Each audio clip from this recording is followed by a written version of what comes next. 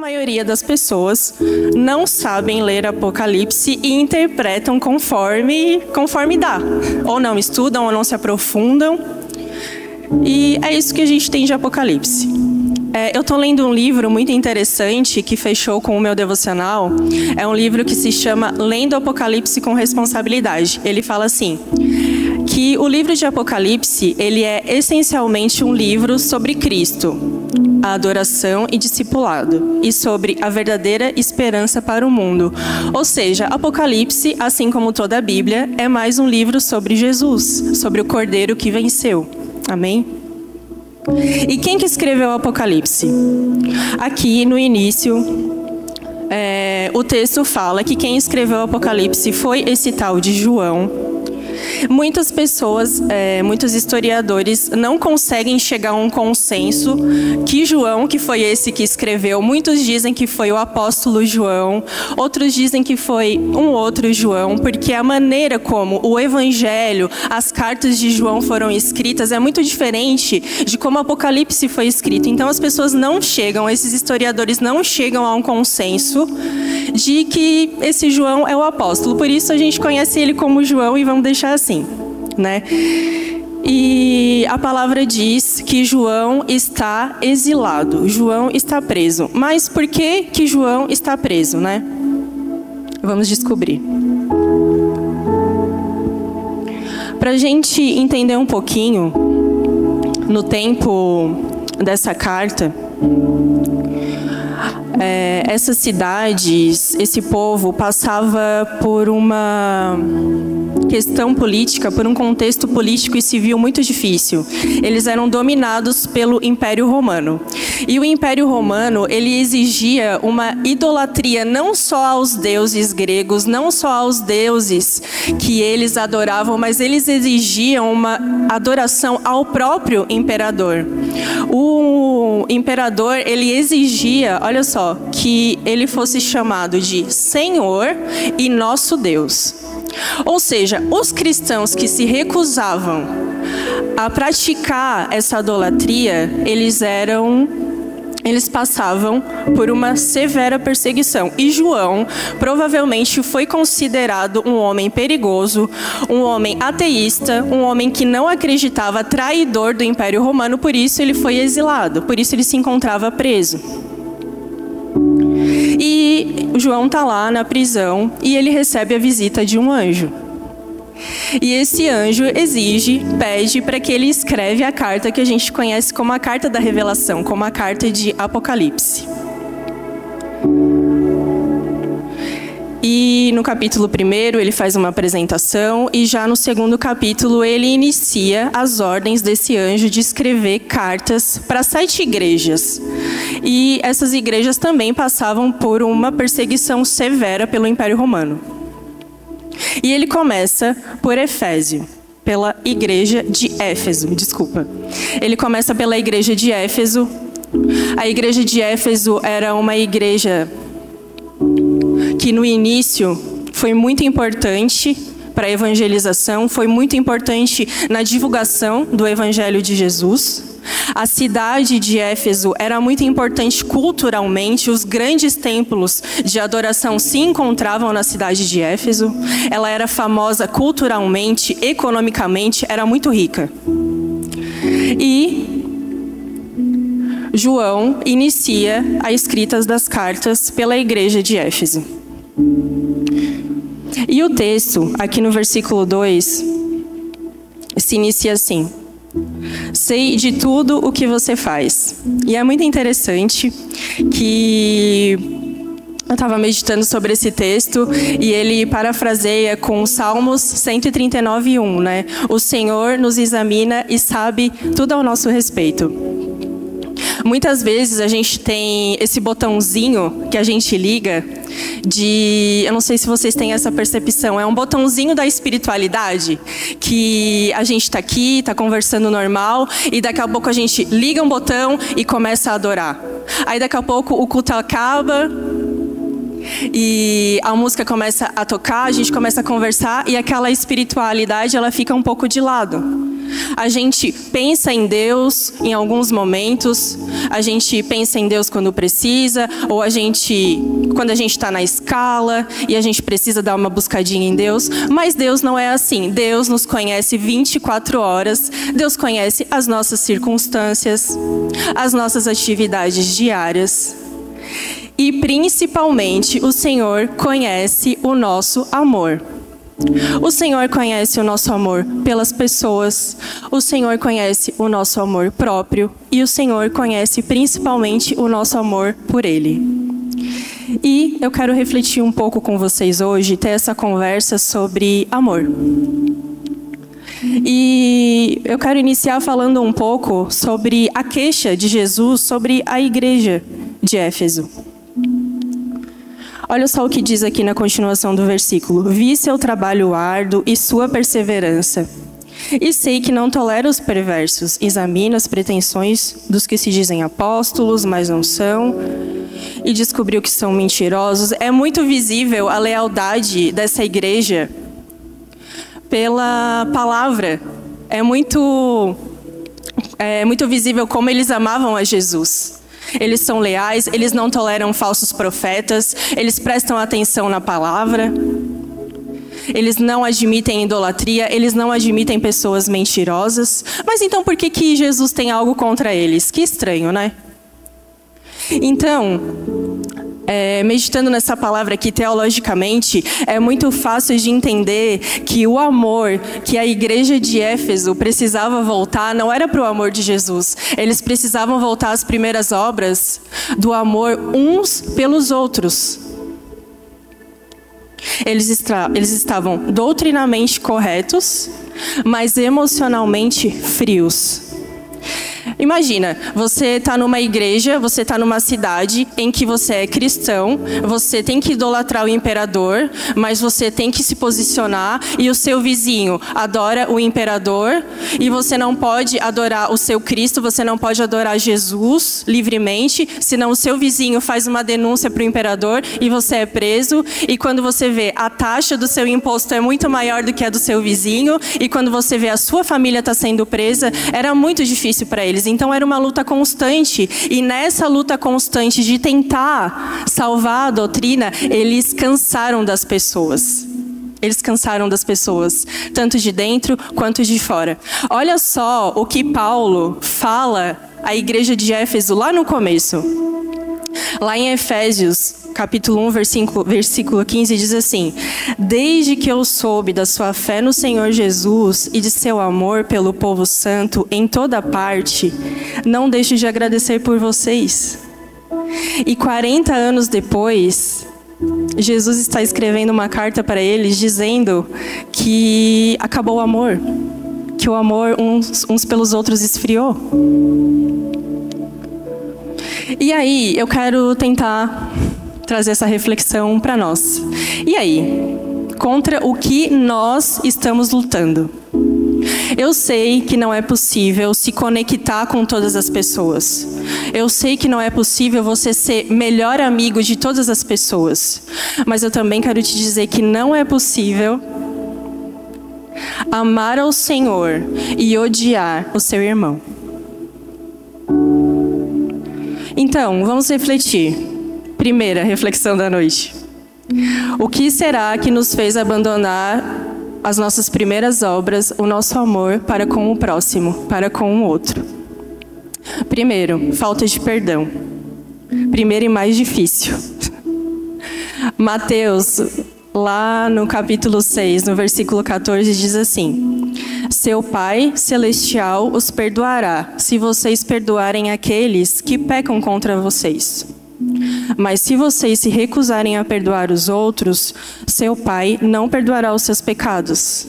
Gente, isso aqui não está no Velho Testamento. Muitas vezes a gente fica usando essa desculpa de que está no Velho Testamento para a gente não cumprir, mas deixa eu te dizer, isso aqui são palavras de Jesus. Isso aqui são palavras para o nosso tempo. E, falando pessoalmente, vocês podem perguntar para o Lucas, eu sou a pessoa mais dura, mais difícil, não tem ninguém, eu acho, que é mais difícil de perdoar o próximo do que eu. Eu não sei explicar o que acontece. É muito difícil. Eu sou uma pessoa que me ofendo muito fácil. Então imagina você ser chamada por Jesus e ter que entender que você tem que perdoar as pessoas. É muito difícil. É claro, eu não vou generalizar. Tem muitas coisas que acontecem na nossa vida que não é simplesmente ir lá, pedir perdão para a pessoa. Violência, abuso. Não estou dizendo que é isso. É um trabalhar de Deus. Mas, poxa, a gente está aqui convivendo como igreja e a gente vem aqui, adora, e tem algo dentro do nosso coração contra as pessoas. Jesus está dizendo que se a gente tiver, isso não vale nada. A gente precisa perdoar. Eu vou compartilhar com vocês uma experiência que esses dias eu chamei uma pessoa para conversar e ela foi uma pessoa que me magoou muito, assim. Tinha dias que eu pensava nela e eu queria, não sei nem o que dizer, não vou nem falar em voz alta. E foram 2 anos. 2 anos. E aí o Espírito Santo... E eu sempre com essa justiça própria e sempre com esse negócio, não, ela quase destruiu a minha vida. Mas o Senhor me ajudou e foi muito difícil, assim, eu chamei essa pessoa para conversar e é isso.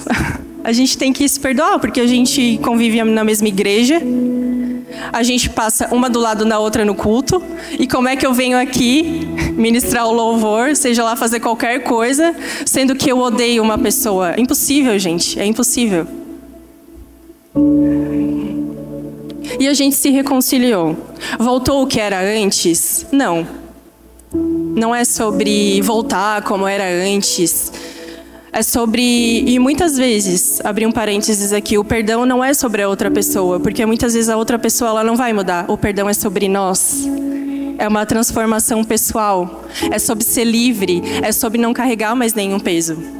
Então, eu deixo aqui esse desafio para você, sabe? Se tem alguma coisa no seu coração contra alguma pessoa, não sei o que ela te fez.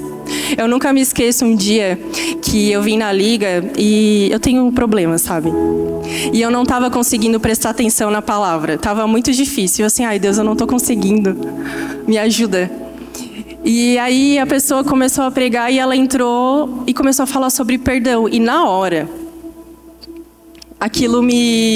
eu fiquei assim, ligada. Aí a pessoa começou a falar sobre perdão e tal.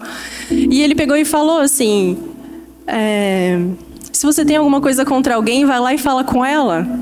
E sentada bem na minha frente, tinha uma pessoa que a gente estava sem se falar. Aí eu peguei e falei assim, não, como é que eu não vou cumprir essa palavra, velho? Aí acabou o culto, eu falei assim, ó, meu bem... A gente precisa conversar. E a pessoa estava na mesma conexão. Ela falou assim, pois é, né? A gente tem que conversar. Eu nem lembro por que a gente estava daquele jeito. Eu nem lembro. Eu sei que foi muito bom. Outra coisa também, que pode nos afastar do nosso amor pelo próximo. A falta de cuidado. Muitas vezes a gente não consegue cuidar do nosso melhor amigo. Imagina das pessoas que estão na igreja que a gente convive, que a gente nem conhece. Mas olha só o que Gálatas, no capítulo 5, versículo 13, fala. Porque vocês, irmãos, foram chamados para viver em liberdade. Não a usem, porém, para satisfazer a sua natureza. Ao contrário, usem-na para servir uns aos outros, pois toda a lei pode ser resumida neste único mandamento: ame o seu próximo como a si mesmo. Mas se vocês estão sempre mordendo e devorando uns aos outros, tenham cuidado, pois correm o risco de se destruírem. Então nós precisamos analisar meticulosamente o que nós estamos fazendo na igreja e se nós estamos amando o próximo como a Bíblia exige que a gente ama. Outra coisa também, outro ponto, falta de ajuda, de prestar atenção em quem não consegue pedir ajuda.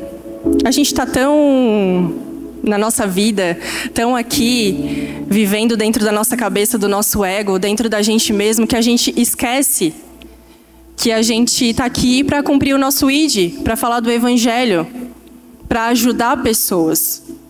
Marcos, no capítulo 2, fala sobre aquele paralítico que não conseguia chegar até Jesus. Jesus estava lá, dentro de uma casa, e aquele paralítico estava lá no meio daquela multidão, ele nunca ia conseguir chegar naquele lugar. Mas pessoas, vendo aquilo, saíram do seu lugar, e aí eles foram lá, pegaram o paralítico. Passaram pela multidão, não dava de entrar na casa. Então vamos para o telhado, galera. Vamos destelhar a casa e vamos botar o paralítico lá dentro, porque esse cara vai ter que ser curado por Jesus. E a palavra diz que aquele homem foi curado pela fé daquelas pessoas que levaram ele até lá. Então deixa eu te perguntar, quantos paralíticos espirituais nós temos aqui?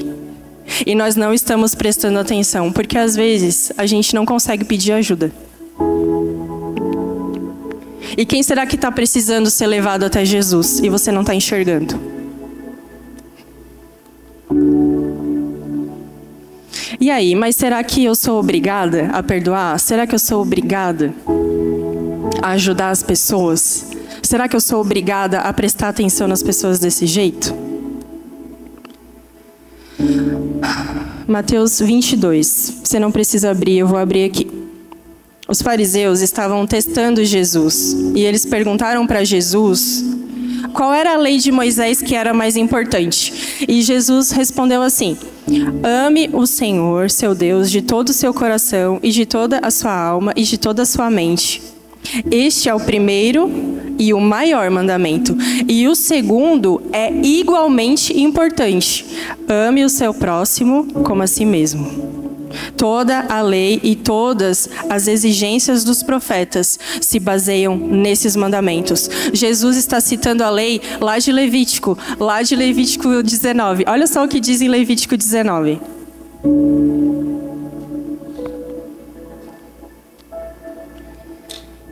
O povo de Israel tinha o seu próprio código penal. E existe um capítulo direcionado ao que a gente não pode e o que a gente não deve fazer contra as pessoas. E olha só o que Deus escreveu para Moisés como lei: não roubem, não mintem, nem enganem uns aos outros, não explorem, nem roubem o seu próximo. Não insultem o surdo, nem façam o cego tropeçar. Temam o seu Deus, eu sou o Senhor. Não distorçam a justiça em questões legais, favorecendo os pobres ou tomando partido dos ricos e poderosos. Julguem sempre com imparcialidade. Não vivam como difamadores no meio do povo. Não alimentem ódio no coração contra alguns dos seus parentes, alguns dos seus próximos. Não procurem se vingar, nem guardem rancor de alguém. Mas cada um ame o seu próximo como a si mesmo. Eu sou o Senhor. E essa lei aqui, ela não foi mudada. Jesus, ele não mudou essa lei, ele não aboliu essa lei. Jesus, ele transforma essa lei e transforma num mandamento principal. E para encerrar aqui essa parte da reflexão, 1 João 3,15 diz assim: nós sabemos que já passamos da morte para a vida, porque amamos os irmãos. Quem não ama permanece na morte. Todo aquele que odeia o seu irmão é assassino. Ai, gente, desculpa, eu não consegui achar uma versão mais leve. Todas as versões falavam isso. Todo aquele que odeia o seu irmão é assassino. E vocês sabem que todo assassino não tem a vida eterna dentro de si. Amados, o ódio, ele leva a gente a um rancor. O sentimento ruim leva a gente a um rancor que produz em nós efeitos violentos. E esses sentimentos, eles são a raiz de todo assassinato. Por isso que Jesus, ele transforma essa lei e ele vai além do crime físico, além da ação. Ele julga o nosso interior. Por isso nós não cometemos nenhum crime fisicamente, mas no nosso interior, o crime já foi mais do que cometido. Nós mais do que já pecamos. E o segundo abandono, o segundo amor que talvez a gente possa ter deixado para trás. Uma reflexão que também que o Senhor vem falando. é o amor próprio. Marcos 12:31 diz assim: o segundo mandamento é igualmente importante: ame o seu próximo como a si mesmo. Nenhum outro mandamento é maior que esse. Gente, eu acho muito difícil. Como a si mesmo. A parte mais difícil é amar a gente mesmo. A gente vive num tempo muito difícil de autodepreciação. As mulheres têm problemas de autoestima, as mulheres têm um problema de comparação, os homens também. Todos nós passamos por comparações. Todos nós comparamos a nossa vida com outra pessoa.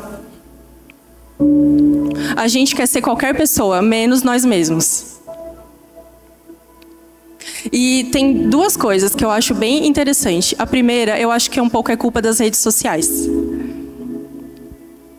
Primeiro porque, às vezes, as pessoas que estão lá na rede social, às vezes eu sinto que o ChatGPT ele é mais verdadeiro do que as pessoas que estão lá na rede social. Porque é muita mentira, sabe? É muita coisa que não existe, é uma vitrine, é uma venda. Muitas vezes aquelas pessoas elas não são reais. E muitas vezes elas se passam até por cristãs.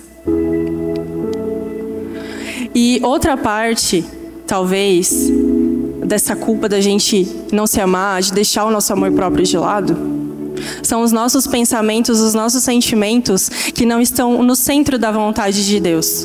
Olha o que diz Romanos 12. Não precisa abrir. A partir do versículo 1. Portanto, irmãos, suplico-lhes que entreguem seu corpo a Deus por causa de tudo que Ele fez por vocês. Que seja um sacrifício vivo e santo, do tipo que Deus considera agradável. Essa é a verdadeira forma de adorá-lo. Não imitem o comportamento e os costumes deste mundo, mas deixem que Deus os transforme por meio de uma mudança em seu modo de pensar, a fim de que experimentem a boa, agradável, perfeita vontade de Deus para vocês. Com base na graça que recebi, dou a cada um de vocês a seguinte advertência: não se considerem melhores do que são. Antes, sejam honestos em sua autoavaliação, medindo-se de acordo com a fé que Deus nos deu. Quantos de nós temos a visão deturpada e não nos vemos com os olhos que Deus nos vê, com os olhos da fé? Então, o desafio para nós é sair um pouquinho das redes sociais. É dar um 10, sabe? É rever as nossas referências. Eu não tenho problema em ter referências. Eu acho que todo mundo tem que ter alguém que se inspira. Mas tenta ver alguém de verdade, sabe? A gente vive um tempo de... Não sei, parece que todo mundo é um Pinterest ambulante. É referência, referência, referência. Muitas vezes a gente é a cópia do que a gente vê na internet. A gente copia o que a gente vê no YouTube.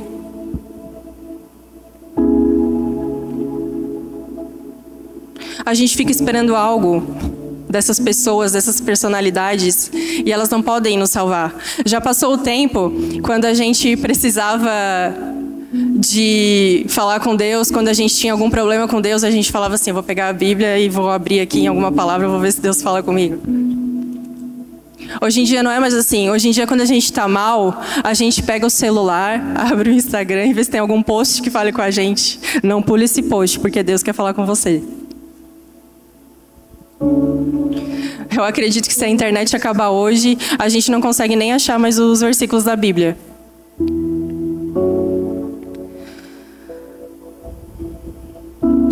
E para finalizar essa parte, sabe, gente, a gente tem que se amar. A gente tem que encontrar o nosso lugar de amor próprio. E com todo respeito, às vezes a gente tem que deixar de ser trouxa, sabe? A gente tem que saber quem a gente é de verdade. O que a gente gosta de verdade. O que a gente ama de verdade. Dá uma olhada em quem a gente ama, com quem a gente anda, os lugares que a gente frequenta. Será que a gente precisa continuar nesse lugar? Será que a gente não precisa fechar alguns ciclos? Será que a gente não precisa prestar mais atenção se a gente está sendo a gente mesmo? a gente precisa se encontrar. E a terceira reflexão que o Senhor vem falando comigo, um outro amor que a gente pode ter abandonado, e talvez a gente precise buscar essas primeiras obras, foi o amor por Jesus. Deus exige que nosso amor por Ele seja a motivação principal de tudo o que nós fazemos. Deuteronômio 6:5 fala: ame o Senhor, seu Deus, de todo o seu coração, de toda a sua alma e de toda a sua força. O que foi que aconteceu? Que a gente não tem mais alma, que a gente não tem mais força. Que a gente não tem mais coração para buscar Deus. Onde foi que a gente caiu? Que a gente deixou esfriar? Será que tudo o que fazemos, a maneira que vivemos, reflete o amor de Jesus? Será que a minha vida, será que a sua vida reflete o amor de Jesus? Vou citar um exemplo. Adoração, por exemplo. Você presta atenção nas coisas que você canta? Será mesmo que melhor que a vida é o amor de Jesus? Será mesmo que Ele é sublime, maravilhoso, admirável? Será mesmo que Ele é admirável? A gente adora Deus de verdade, será? Ou é dopamina? Ou é a emoção de estar aqui, de encontrar os amigos, de sair com a galera? Tudo bem, eu não estou criticando isso. Mas a gente precisa analisar o que a gente vem fazer aqui. Muitas vezes é possível levantar as nossas mãos, fechar os nossos olhos, mas o nosso coração está a quilômetros de Jesus. A gente está pensando em qualquer coisa, menos em adorar a Jesus.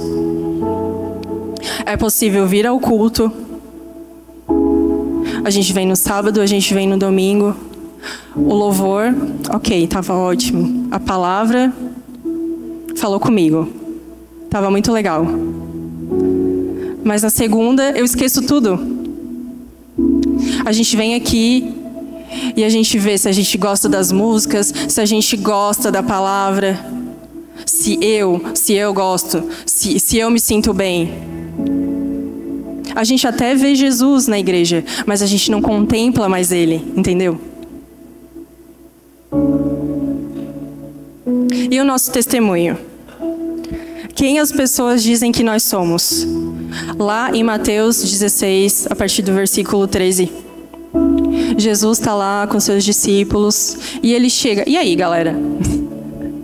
O que as pessoas dizem? Quem que as pessoas dizem que eu sou?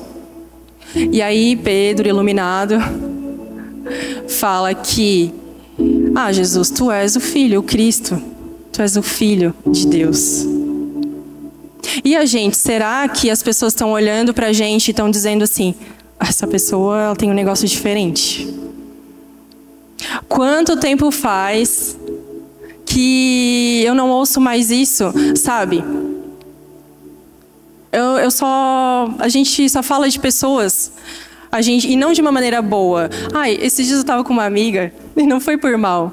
Mas a gente chegou assim: porque eu pedi tal coisa pra fulano e não sei o quê. Assim, mas fulano é tão falso, né? Mas não foi por mal, mas é porque não tinha nada de bom pra falar dele. Fulano... vamos convidar fulano. Mas fulano é tão triste, né? Ele é meio pra baixo, assim, não sei. O que tu acha do fulano, né? Eu não sei, ele é até legal, ele é fotógrafo, né? Porque a gente não conhece nem as pessoas mais pelo nome, é pelo que elas fazem. A gente nem se esforça mais. Tu conhece o fulano? Pois é, né? O fulano, eu acho que ele é aquele que é programador. É aquele que toca, né? A gente nem se esforça mais, sabe? A gente tá mesmo... Não sei... Mas, só finalizando, faz muito tempo que eu não ouço mais isso. Aquela pessoa reflete Jesus. Ela tem um negócio, quando ela chega, ela tem uma luz. Eu tô com um problema e eu pensei em ti, eu não sei explicar por quê. Preciso de ti, preciso contar uma coisa que está aqui me incomodando há muito tempo. Será que as pessoas têm essa confiança em você? Será que se elas contarem algo que está machucando elas, será que amanhã a igreja inteira vai estar sabendo? Ou você é uma pessoa confiável?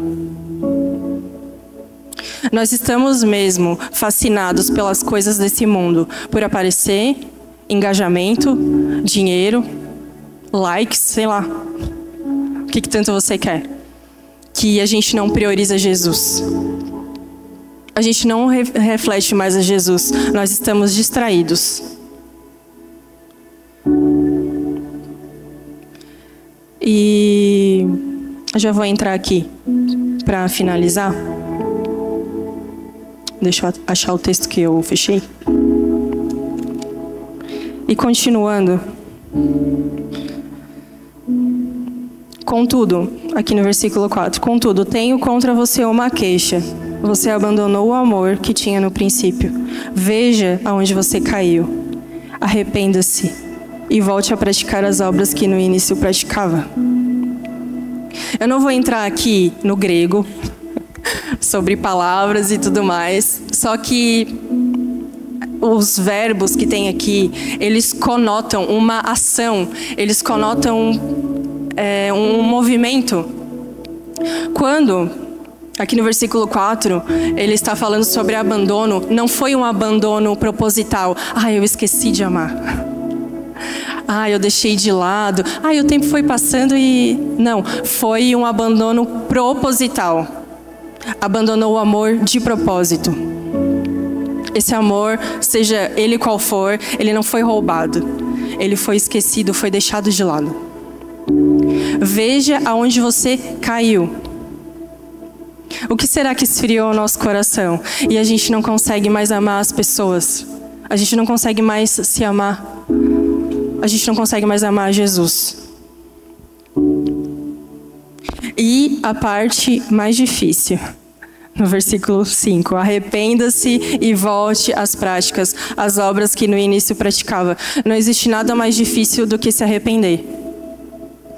Remorso é muito fácil, culpa. Agora, arrependimento de verdade. Olha o que Provérbios 28:13 fala. Quem oculta seus pecados não prospera. Quem os confessa e os abandona recebe misericórdia. O Senhor está esperando, através dessa palavra, uma ação de nós. Um movimento, uma atitude. Ele nos chama a lembrar. Ele nos chama a nos arrepender. Ele nos chama a voltar e praticar. E a palavra continua. Do contrário, virei até você e tirarei o seu candelabro. Outras versões dizem assim: do contrário, virei até você e tirarei, removerei do seu lugar o teu candelabro, caso não te arrependas. Um fato muito interessante é que a igreja de Éfeso, ela tinha passado por uma mudança. Deu um problema no Rio, gente, eu tentei procurar estudar, mas eu não encontrei assim um fato histórico que me ajudasse a explicar, mas aconteceu algo ali naquela região, no Rio, que prejudicou aquela localidade, e a cidade de Éfeso teve que se mudar de lugar. E Jesus, ele vem nessa palavra, mexe na ferida deles. Porque eu acredito que já estava difícil a perseguição. Provavelmente eles já tinham deixado as suas casas, indo para outro lugar, tendo que recomeçar de novo. E aí Jesus vem e diz que vai tirar o candelabro, vai remover do lugar. Mas o que é isso? O que o candelabro carrega? A luz. Então, se a gente não se arrependesse, a igreja de Éfeso não se arrependesse, Jesus ia ser retirado deles. E o que é uma vida sem Jesus, sem essa luz? Esses amores que Jesus requer de nós, eles são sacrificiais. Gente, é muito difícil amar pessoas. É muito difícil amar a si, do jeito que a gente é, se aceitar. É muito difícil, às vezes, amar Jesus também. Mas eu quero finalizar. Eu não sei como que você se encontra contra. Se essa palavra foi para alguém, talvez tenha sido só para mim e eu vim desabafar. Eu não sei qual amor que você precisa voltar. Qual amor que você abandonou de propósito, que você deixou esfriar no seu coração. Talvez está difícil conviver com as pessoas. Você não consegue, talvez tenha algo aí dentro que não te deixa seguir em frente. Algo contra alguém, não sei. Talvez está difícil se aceitar. E talvez está difícil até, você vem na igreja, você vê as pessoas levantando a mão, cantando, e você não entende que Jesus é esse. Está difícil amar esse Jesus, porque eu não conheço ele. Então, se a gente não consegue, e se Jesus está pedindo de nós uma ação, e a gente não está conseguindo, então a gente tem que voltar para o amor verdadeiro. É muito interessante, Romanos 8:38 fala que nada pode nos separar do amor de Jesus, do amor de Deus que está revelado em Jesus. Então, se a gente não consegue nenhum tipo de amor, nós temos que voltar para aquele que nos amou primeiro, que vai nos ajudar a amar de verdade e sermos íntegros, completos, não perfeitos, porque perfeição é só na eternidade, mas nos ajudar a chegar lá da forma que Ele gostaria que a gente chegasse. Eu queria te convidar a ficar de pé.